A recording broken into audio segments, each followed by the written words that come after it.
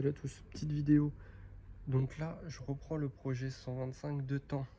Je vous ai racheté un moteur parce que j'avais envie de le refaire. Du coup, un an après, retour de vacances, le même scénario que l'année dernière. Sauf que là, je suis un peu mieux préparé, j'ai plus de sous que l'année dernière. Et surtout que là, je vais l'envoyer au pays, le scooter. Donc, vous aurez des vidéos, vous aurez un retour dessous. Un retour dessus pour ceux qui veulent l'utiliser, que ce soit en all day, tous les jours, sans forcément qu'il soit boosté, sans forcément qu'il soit en 180. C'est un peu ça le délire. Donc je vais vous montrer le moteur tout de suite. Donc me voilà sur le moteur. Donc il est pas vraiment complet. Donc j'ai le pot, il est tout complet. Il manque toute la carburation, la roue, sauf que j'aurai celle du Zip. Et il va manquer CDI bobine, c'est tout. Après il y a le circuit d'eau, mais ça c'est autre chose. Donc là je viens d'ouvrir le carter de kick que je vais tout simplement nettoyer. Je vais enlever toutes les petites, le petit calcaire comme ça, qu'il y a un peu sur le moteur, comme on peut voir ici. Il y a un petit peu, sauf que c'est rien, franchement il est en très bon état. Même l'intérieur, il n'y a pas de traces de courroie, un peu de rouille, mais je veux dire après 30 ans, c'est normal. Hein. La pompe à huile, j'ai sûrement, je vais voir si elle marche. Mais voilà, hein, sinon en vrai, on est quand même sur quelque chose d'assez bon. Pour le prix que je l'ai payé 280 €. Donc vraiment, donc il est vraiment pas cher. Je l'ai acheté dans une casse et l'étiquette qu'il y avait. Donc c'est un moteur de 94. Donc les premiers modèles, c'est-à-dire un cylindre d'origine 125 gris. Après vous avez ceux en noir, donc c'est les années qui ont encore augmenté. Pour ceux qui veulent des moteurs comme ça, évitez les 125 LX. Donc des tambours, je crois que c'est en 130. Du coup c'est du 11 pouces je crois. Il faut prendre en 110, même taille que Zip, 10 pouces. Du coup, c'est ce qui te montre sur Zip, comme les skippers, il y en a en 10 pouces, il y en a en 11 ou 12. Et du coup, c'est chiant si vous avez vraiment une taille au-dessus. Donc là, ce que je vais faire, c'est que je vais nettoyer ça. Et on se retrouve une fois que j'ai démonté ça, et que je commence à nettoyer ça.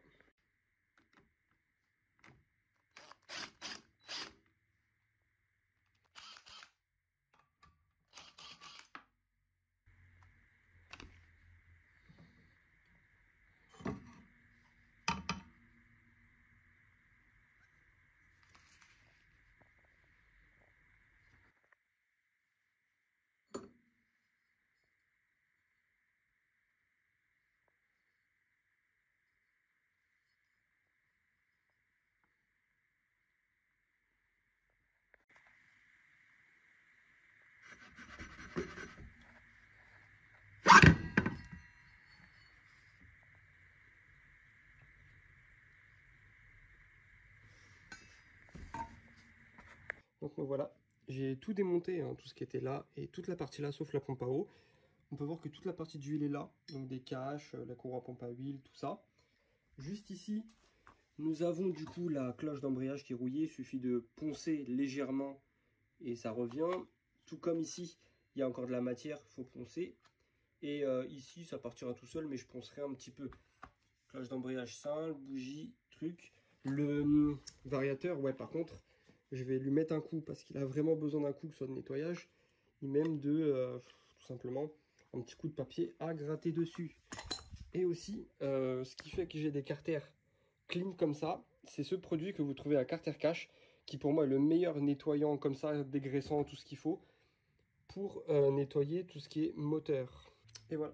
Donc là, nous allons restaurer une cloche d'embrayage dans cet état. Donc il vous faudra du papier à poncer, peu importe le grammage, hein, mais le mieux c'est un assez gros mais pas trop gros.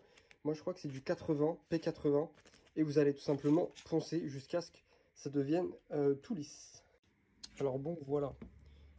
Pas besoin de gratter au milieu, ça on s'en fiche. Mais là, comme vous pouvez voir, vous grattez jusqu'à ce que vous ayez cet effet métallique. Ça suffit largement. Et c'est bon, votre cloche est réparée. Enfin réparée. Elle est prête à être utilisée. Puis, vous avez l'embrayage tout lisse. C'est exactement pareil. Le mieux, c'est de prendre quand même du fin pour pas manger. Mais en gros, vous venez poncer comme sur les freins, tout doucement, pour que ça devienne bien pour accrocher. Donc voilà. Après avoir commencé à nettoyer tout ce qui était pompe à huile, j'ai décidé de démonter de démonter le variateur.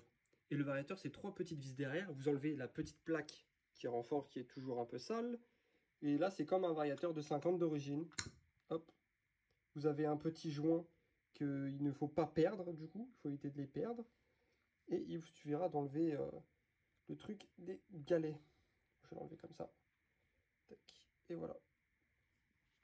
Et voilà le variateur en 125. Gros nettoyage à prévoir, hein. Vraiment gros nettoyage. Et nous voilà. Après avoir pratiquement tout nettoyé, vraiment j'ai un moteur plutôt propre.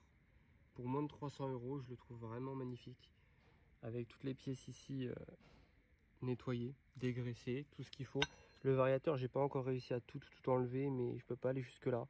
Mais au moins tout est propre, tout est magnifique. J'ai pas encore fait le côté allumage, il faudra que je le fasse. Le cylindre, je vais pas y toucher, mais tout passe magnifiquement bien, tout est propre. Il n'y a pas un pet de graisse, de rouille ou quoi que ce soit. Genre vraiment quelque chose de très corrosif.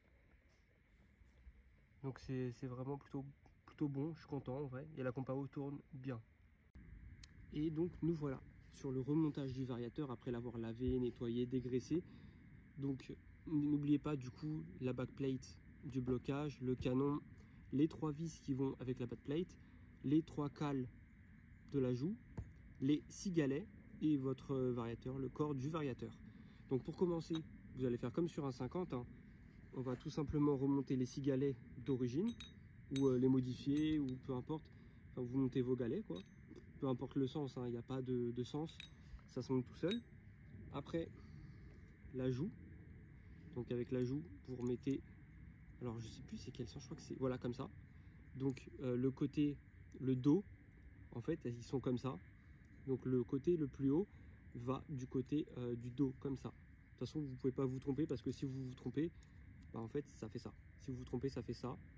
Et tout simplement, normalement, c'est censé aller vraiment au bout et pas dépasser comme ceci. Vous faites ceci pour les 3 côtés, tout simplement, les 3 côtés. Vous fermez comme sur un 50 le variateur, comme ça. Tac.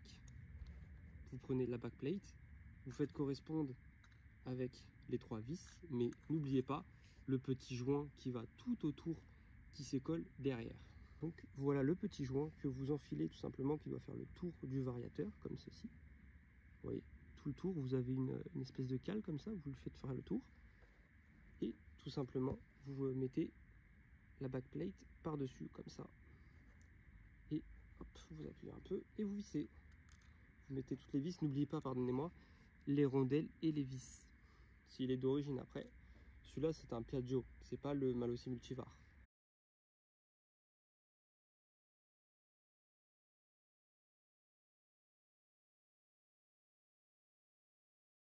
Et voilà, donc là il est complet, il ne reste plus qu'à mettre le canon. Et ça marche. C'est bloqué, ça revient.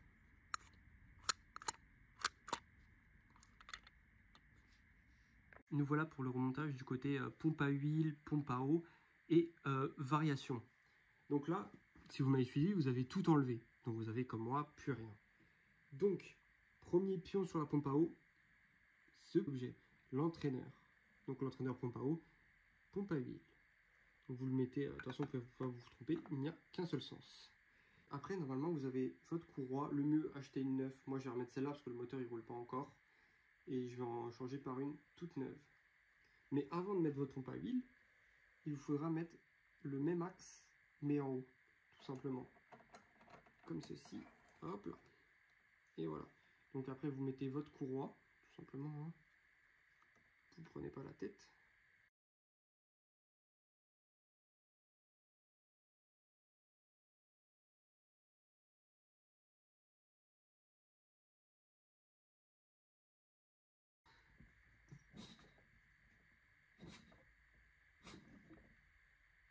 Voilà, de toute façon, elle se mettra toute seule. Elle se mettra bien toute seule. Voilà. Après ça, votre petite backplate qui se fixe juste là-dedans. Hein. Il y a des petits détrompeurs. Donc vous la mettez juste, hein, pas de vis encore. Et donc vous prenez vos vis que vous vissez. Voilà. Donc là, vous allez visser, enfin vous allez mettre votre pompe à huile. Donc moi, je mets le truc qui est ici en même temps qu'en face dans le trou. Et vous faites correspondre les 2 trous, qui est un là et un là. Donc la plus petite vis, c'est celle qui va dans rien du tout. Enfin celle qui maintient tout simplement la plaque, tout ça, toute seule en même temps. Hop, voilà. Donc votre plaque, elle est fixée. Votre plaque ne bouge plus. Puis les deux un peu plus grandes, comme ceci, tiennent la pompe à huile. Hop.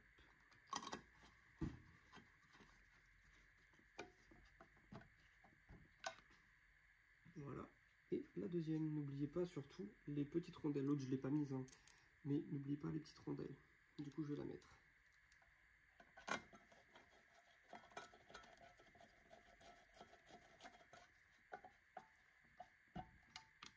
Il ne reste plus qu'à savoir si vous l'avez nettoyé ou pas.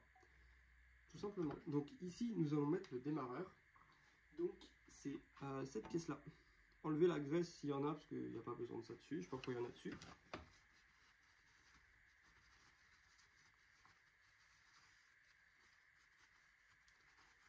Hop. Donc voilà, c'est censé ne pas avoir de graisse. Donc ça rentre tout seul. Moi, j'ai pas de démarreur, hein. Mais c'est histoire de dire que c'est monté. Ici, vous avez normalement le petit capuchon. Donc une fois que vous avez monté votre pompe à huile, c'est ceci qu'il faudra mettre ici. Donc comme ceci, ça rentre comme dans un Lego. La même pièce. Normalement, vous, si vous utilisez la pompe à huile, vous avez deux câbles. Celui qui va au carbu et celui qui va au réservoir d'huile. Moi, pour l'instant, le moteur ne va pas être monté, donc je laisse comme ceci. Une fois avoir ça mis, il vous faudra mettre la bague. Comme ceci. Hop. Une fois la bague mise, plus que place au variateur. Hop. Et voilà. Et donc voilà, après avoir salé votre variateur, vérifiez bien que ça bloque. Enfin, moi ça bloque parce que du coup ça fait bien tourner le vilo. Et du coup cela veut dire que vous avez tout bien monté.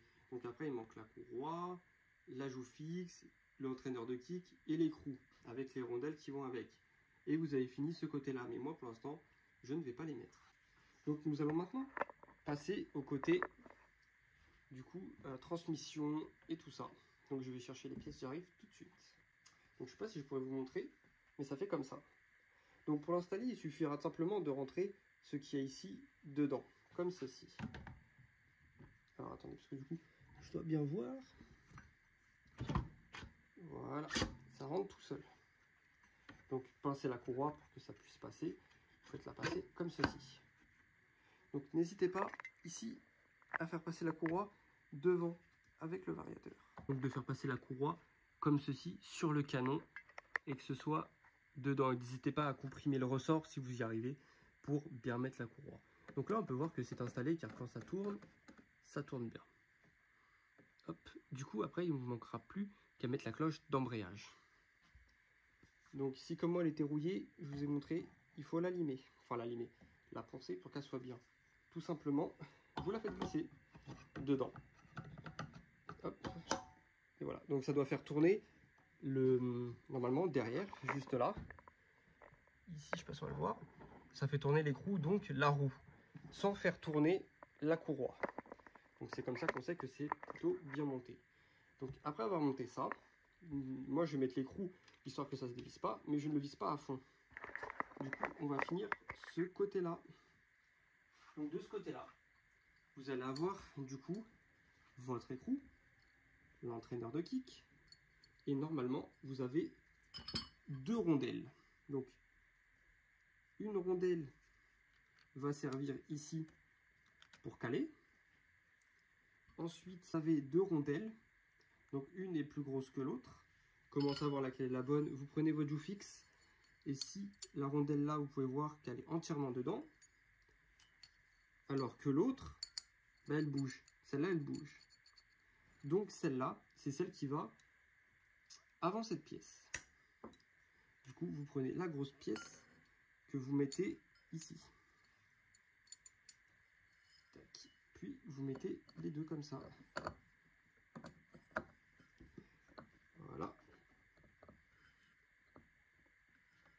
Alors là, le mieux, ça aurait été de comprimer le ressort. Ensuite, vous mettez la petite rondelle derrière, le ressort de kick et tout simplement l'écrou. Vérifiez bien que le ressort de kick est centré à l'intérieur de l'écrou. Et là, moi je visse pas tout, vous avez monté votre variation et transmission complète. Donc nous voilà côté allumage. Donc là on va démonter le cache allumage. Donc il y a une vis juste en haut que vous ne voyez pas, une vis là, une vis là et une vis là. Moi j'en ai que deux parce que c'est un scooter de casse. Donc la moitié des vis ont dû être perdues. Une vis, démonter la première vis, ne les perdez pas. La deuxième, moi j'ai la troisième en bas. Tac.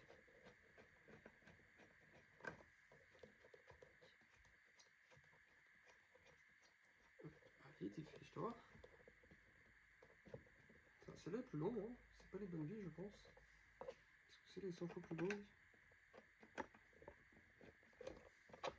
Tac. Et la troisième et la quatrième, bah, on l'avait déjà enlevé. Il y a deux petites vis juste ici, à côté du cylindre, qu'il faudra enlever. Hop.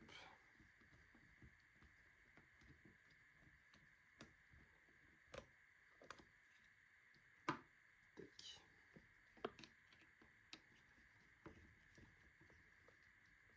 Je tape une fois le plus grand, mais je ne sais pas où il est.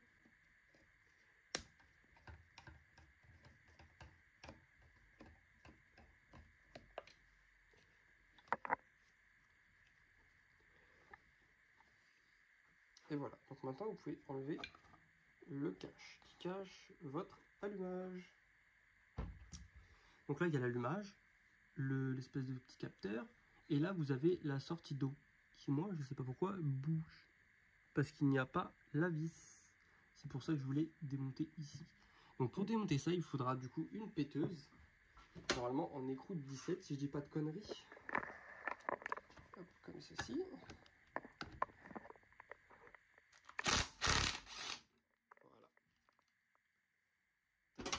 En 2 secondes, votre écrou est enlevé.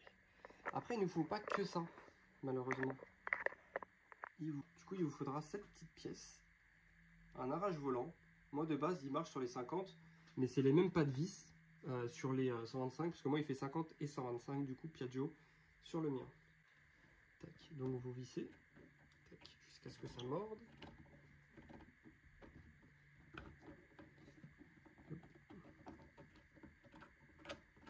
Et voilà. Donc vous vissez bien hein, quand même pour pas foirer le pas de vis. Et vous vissez ça. Du coup vous le vissez jusqu'à ce que ça sorte.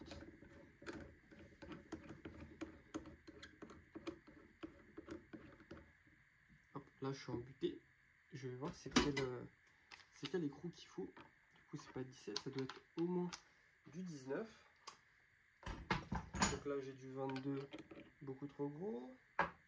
Du 19, c'est du 19. Donc je vais utiliser du coup ma péteuse. Enfin du coup la clé à choc, pour ceux qui veulent savoir.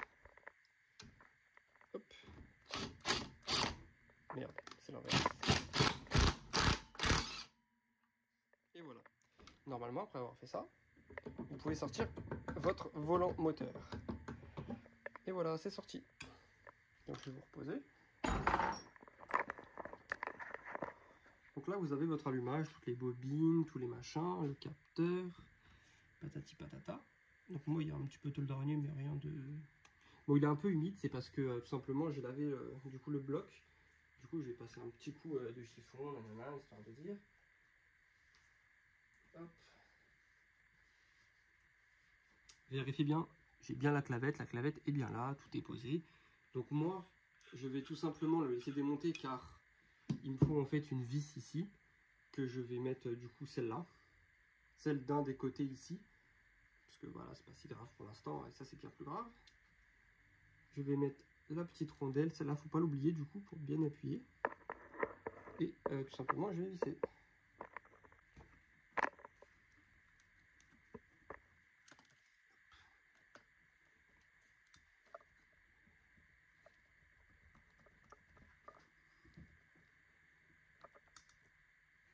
Hop là. Donc vous calez le truc pour que ce soit droit par rapport à la vis, hein, parce que sinon vous n'allez pas pouvoir visser. Une fois que le truc est calé, que vous voyez bien le pas de vis, c'est là que vous allez visser.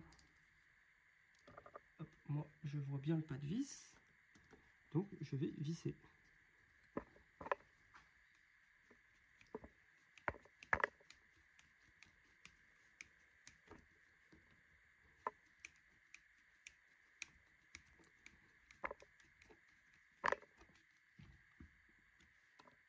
Et voilà, comme vous pouvez voir, ça bouge plus. Du coup, je peux remonter mon allumage. Donc quand vous remontez votre allumage, ici, vous avez le truc de votre clavette. Donc vous mettez ça en face de la petite clavette. De toute façon, sinon ça ne rentre pas. Hop. Donc là, il est installé. Hein. Je peux le retirer un peu. Et il vous suffit plus qu'à revisser ça à la péteuse. Et votre allumage sera tout simplement remonté. Hop. Tac. Je vais faire ça et je reprends mon truc de 17. Ça c'est 19. 19 c'est beaucoup trop gros.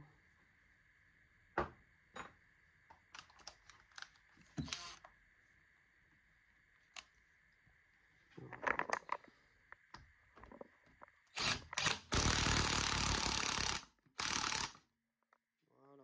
Sauf que là, je vais mettre la bougie et un peu mieux serrée du coup. Tac.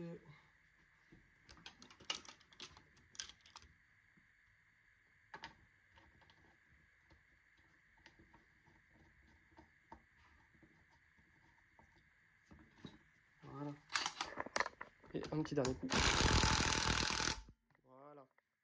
Là c'est bon, l'allumage est monté, ça c'est fixé. Je peux fixer le cabochon noir.